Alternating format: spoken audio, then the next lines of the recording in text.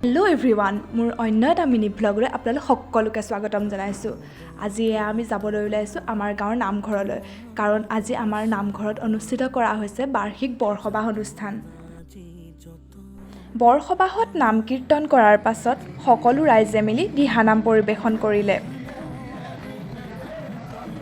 আৰু ইয়াৰ পাছত গাঁৱৰ যুৱকসকলে মহাপুৰুষ শংকৰদেৱৰ অন্যতম সৃষ্টি গায়ন বায়ন পৰিৱেশন কৰিলে।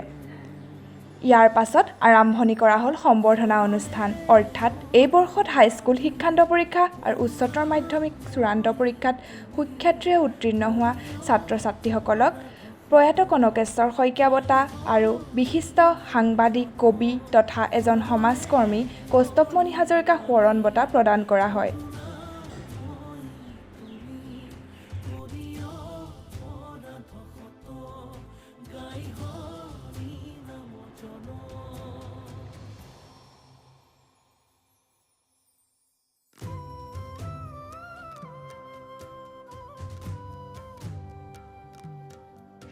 আৰু ৰাতিলৈ এয়া গাঁৱৰ যুৱকসকলে ত্ৰিশাংকুৰ স্বৰ্গযাত্ৰা ভাওনা প্ৰদৰ্শন কৰে। আজিলৈ ইমানেই, ধন্যবাদ।